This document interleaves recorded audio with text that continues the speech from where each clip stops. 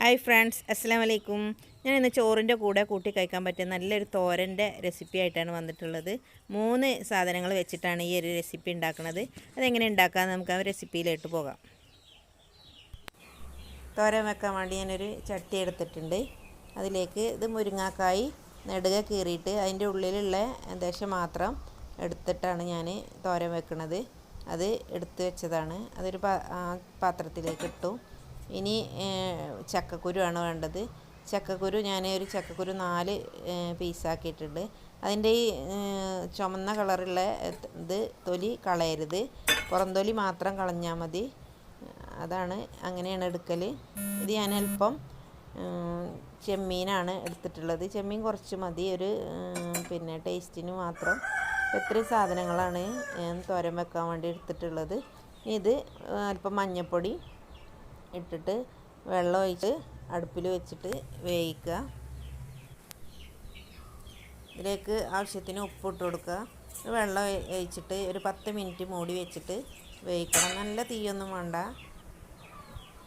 അതിലേക്കുള്ള തേങ്ങ ഒന്ന് ചിരണ്ടിയെടുക്കാം. ഞാൻ ഒരു മുറി തേങ്ങയാണ് എടുത്തിട്ടുള്ളത്.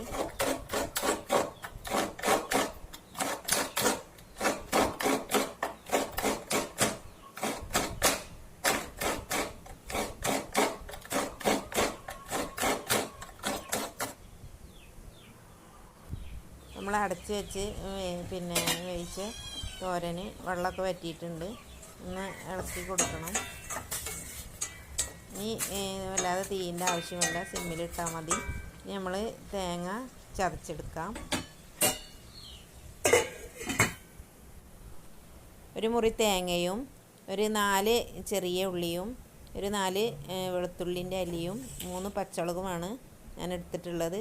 അത് മിക്സിയിലിട്ടൊന്ന് ചതച്ചെടുക്കുക. നല്ലോണം പേസ്റ്റായി അരയേണ്ട ആവശ്യമില്ല, ഒന്നുകൊണ്ട് കറക്കിയെടുത്താൽ മതി.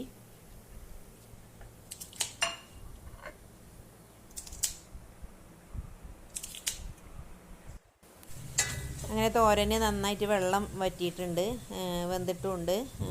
ഇനി അതിലേക്ക് ചതച്ച് വെച്ച തേങ്ങ നമുക്ക് ഇട്ട് കൊടുക്കണം. ഒട്ടും വെള്ളമില്ല, സിമ്മിൽ തന്നെ, തീ സിമ്മിൽ തന്നെ ആക്കിയിട്ടാണ് ഇട്ട് കൊടുക്കുന്നത്. ഇനി തേങ്ങ ചതച്ചത് ഇട്ടിട്ട് നന്നായിട്ട് ഇളക്കി യോജിപ്പിക്കുക. ഒന്ന് തേങ്ങ ഇട്ടിട്ട് ചൂടായാൽ മതി. തീ കൂട്ടി കൊടുക്കേണ്ട ആവശ്യമില്ല. തീ കൂട്ടി കൊടുത്താൽ തേങ്ങ ഇട്ടത് കരിഞ്ഞു പോകും. അപ്പോൾ ഇനി നന്നായിട്ട് ഇളക്കി യോജിപ്പിക്കുക.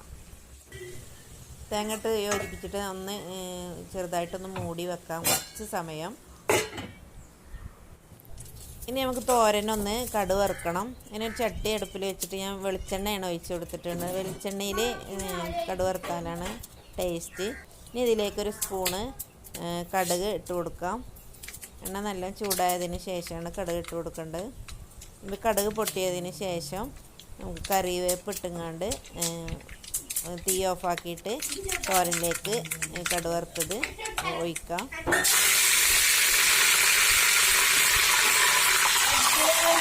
നമ്മുടെ തോരൻ ഇവിടെ റെഡി ആയിട്ടുണ്ട്.